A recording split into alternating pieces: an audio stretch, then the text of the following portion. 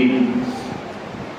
سورہ بقرہ کی آیت تو پہلے پڑھیں گے، 125 نمبر کی آیت۔ اللہ رب العزت حضرت ابراہیم اور حضرت اسماعیل، بات سمجھیے گا میں کہاں سے تاریخ آپ کو بتا رہا ہوں، جناب محمد رسول اللہ صلی اللہ علیہ وسلم سے نہیں، حضرت ابراہیم اور حضرت اسماعیل کو اللہ رب العزت یہ حکم دے رہے ہیں کہ مسجد میں اعتکاف کرنے والوں کے لیے مسجد کو پاک اور صاف کر کے رکھو، بیت اللہ کو صاف ستھرا کر کے رکھو، اچھا کر کے رکھو۔ اس آیت سے میرے دوستوں 3 باتیں سمجھ میں آتی ہے، یاد رکھیے گا، میں مختصر عرض کر رہا ہوں، 3 باتیں کم سے کم سمجھ میں آتی ہیں۔ ایک یہ کہ یہ اعتکاف صرف ہم جیسی بیزی امت کو، بڑا کام والی امت کو، بڑا کمانے والی امت کو، بڑا جاب کرنے والی اور بڑا بہت بیزی شیڈول والی امت کو نہیں دی گئی ہے۔ یہ اعتکاف حضرت اسماعیل علیہ السلام کے اور ابراہیم علیہ السلام کو حکم دیا جا رہا ہے۔ اس کا معنی یہ ہے کہ ہم سے پہلی امتوں کے اندر بھی اعتکاف مشروع تھی۔ ارے بات سمجھ میں آ رہی ہے آپ کو؟ ایک بات۔ دوسری چیز یہ کہ اعتکاف کرنے والے معتکفین کی قدر اتنی ہے اللہ رب العزت کی نگاہ میں کہ اللہ رب العزت حضرت ابراہیم اور حضرت اسماعیل کو یہ حکم دے رہے ہیں کہ ان اعتکاف کرنے والوں کے لیے بیت اللہ کو اور اللہ کے گھر کو پاک صاف کر کے اور صاف ستھرا کر کے رکھو، ان کو ڈسٹرب نہیں ہونا چاہیے۔ ارے بات سمجھ میں آ رہی ہے آپ کو کیا کہہ رہا ہوں؟ نہ سمجھ میں آنے والی بات ہے۔ وقت کے نبی اگر ابراہیم اور اسماعیل موجود ہیں اور کوئی بھی اعتکاف کر رہا ہوگا، کم سے کم اس سے نیچے کا ہوگا، کم سے کم اس کے نیچے کا ہوگا، لیکن اس کو حکم ہے۔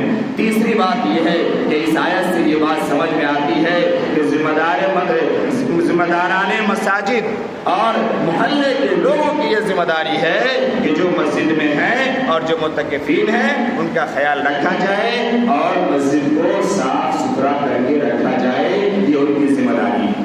کیوں؟ ہمارے متولیان، ہمارے ذمہ داران کیا حضرت ابراہیم و اسماعیل سے بھی زیادہ مرتبہ والے ہیں کیا؟ کیا ان سے بھی بڑے ہیں کیا؟ بڑے ٹھنڈے دل سے سمجھے گا میری بات کو، ان سے بھی بڑے ہیں کیا؟ اللہ رب العزت جو خلیل ہے، جو خلیل اللہ ہے، جو ذبیح اللہ ہے، اللہ اس کو یہ حکم دے رہے ہیں کہ ان اعتکاف کرنے والوں کے لیے اللہ کے گھر کو پاک صاف کر کے رکھو، صاف ستھرا کر کے رکھو، اچھا کر کے رکھو۔ تو یہ ذمہ داری بنتی ہے، اس کا خیال رکھنا چاہیے۔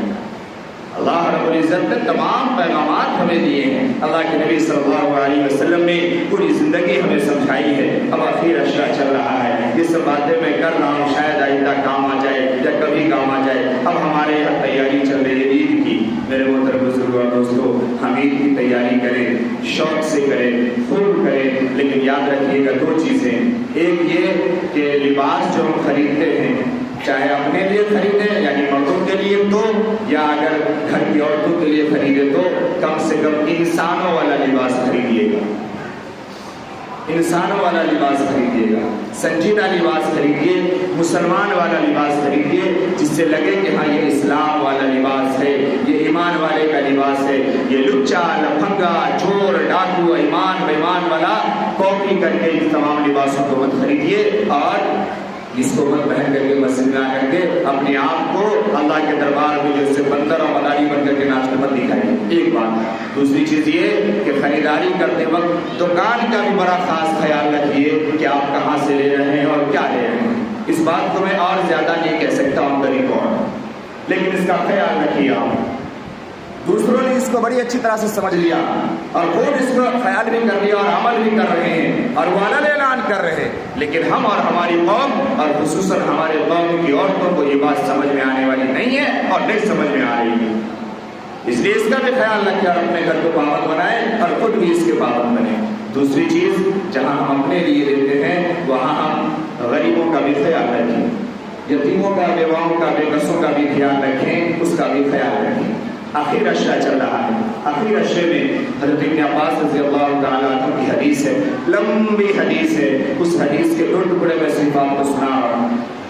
اللہ کے نبی صلی اللہ علیہ وسلم سے روایت منقول ہے کہ روزانہ افطار کے وقت، پچھلے ہفتے میں نے آپ کو دوسری حدیث سنائی تھی، آج دوسری سنا رہا ہوں۔ روزانہ افطار کے وقت اللہ رب العزت 10 لاکھ آدمیوں کو جہنم سے نجات دیتے ہیں، ان 10 लाख आदमियों को जिनके ऊपर जहन्नम वाजिब हो चुकी होती है, जो जहन्नम के मुस्तहक हो चुके होते हैं रोजाना। और जब आखिरी रात होती है, आखिरी रमजान और ईद उल फित्र की रात होती है, तो 1 से लेकर के आखिर तक, यानी आप 10 लाख के हिसाब से अगर इसको मल्टीप्लाई कर लीजिए तो लगभग 29 करोड़ या 30 करोड़ या क्या इससे कुछ बनता होगा, या आप लोगों का मैथड देख लीजिएगा। इतने लोगों को जहन्नम से अल्लाह रब्बुल इज्जत आज़ादी मरहमत फरमाते हैं। हमें कोशिश करनी चाहिए, अल्लाह से दुआ करनी चाहिए और तौफीक मांगना चाहिए कि मेरा भी नाम उसमें आ जाए और अल्लाह हमारी भी मग़फ़िरत फरमा दे। अल्लाह ने रमज़ान दिया है तो रमज़ान का सिला भी अल्लाह अता फरमा दे, अल्लाह हम सबों की भी बख्शिश फरमा दे। इसी हदीस में आखिर में जनाब मोहम्मद रसूलुल्लाह सल्लल्लाहु अलैहि वसल्लम ने फरमाया कि जब लैलतुल क़द्र की रात होती है और रमज़ान की आखिरी रात होती है और दुआओं की कबूलियत का वक्त होता है, तो अल्लाह रब्बुल इज्जत सबकी मग़फ़िरत फरमा देते हैं सिवाय 4 लोगों के। इस हदीस में, और हदीस में तो 8 लोग हैं जो मैंने शाबान के मौके पे आपको सुनाया था, लेकिन इस हदीस में 4 लोगों का खास जिक्र है कि इन 4 लोगों की मग़फ़िरत अल्लाह रब्बुल इज्जत नहीं फरमाते हैं, बल्कि इन 4 लोगों की दुआ ही कबूल नहीं फरमाते हैं, चाहे इसने जो भी दुआएं मांगी है। 4 लोगों की, बड़े गौर से समझ लीजिए, मैं बातें खत्म कर रहा हूँ। 4 लोगों की, उसमें से पहले नंबर पर है मुदमिनु ख़म्रिन, वो जो नशे का आदी हो, जिसको नशे की लत लगी हुई हो, जो नशा करता हो, नशे में मस्त रहता हो, नशा छोड़ने को तैयार नहीं हो, ऐसे शख्स की दुआएं कबूल नहीं होती है लैलतुल क़द्र में भी, और रमज़ान में भी इसकी मग़फ़िरत नहीं होती है।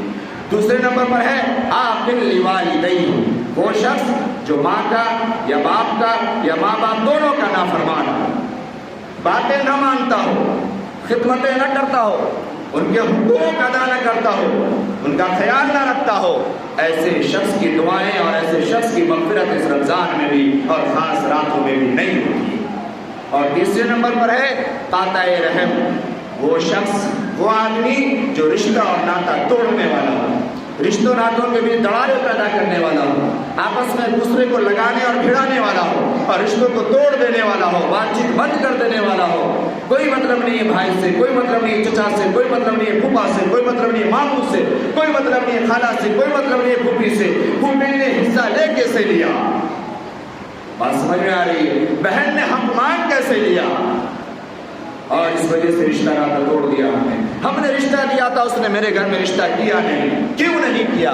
इस वजह से जिंदगी भर उससे बात नहीं करेंगे, रिश्ता नाता तोड़ दिया।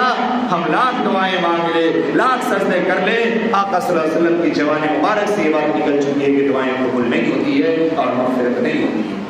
और चौथा शख्स है मुशाहिद, मुशाहिद जो दिल में बुग़्ज़ रखता हो, कीना रखता हो, दूसरों के लिए जलन और दूसरों के लिए हसद रखता हो, ऐसे शख्स की भी दुआएं कबूल नहीं होती है। इसलिए मेरे मोहतरम बुजुर्ग और दोस्तों, हम सब अपने आप के बारे में खुद जानने वाले हैं ज़्यादा, हमें अपने हाल के बारे में ज़्यादा पता है। हम खुद अपने अंदर झांकें और गौर करें और देखें कि क्या इन 4 गुनाहों में से कोई गुनाह तो हम नहीं कर रहे हैं। अगर इन 4 गुनाहों में से कोई गुनाह अगर हम कर रहे हैं तो हम फौरन इससे तौबा करें, रिश्तेदारों से फ़ोन उठाएं, मुलाकात करें, तोहफे तोहफ़े दें, उनसे मिलें, उनसे मिलकर के माफ़ी मांगे, उनको माफ़ करें, दिल को पाक और साफ करें, तब अल्लाह रब्बुल इज्जत भी हमारी मग़फ़िरत फरमाएंगे और हमारी दुआओं को कबूल फरमाएंगे। वरना आका सल्लल्लाहु अलैहि वसल्लम के ज़माने मुबारक से निकली हुई बात ये क़यामत तो आ सकती है लेकिन झूठी नहीं हो सकती। बात समझिए, आज पर निशान ऐसे नहीं है, ये छोटी छोटी चीज़ को अपने खिलौना बना लिया, तमाशा बना लिया, फैशन बना लिया, हम इस पर अमल नहीं करते हैं। तो ये 4 चीज़ें हैं मेरे मोहतरम बुजुर्ग और दोस्तों, जिसका हमें बड़ा ख्याल रखना है, वरना फिर बहुत बुरा अंजाम होने वाला है। दुनिया भी हमारी तबाह बर्बाद हो रही है और आखिरत में भी हमारा हाल अच्छा नहीं होने वाला है।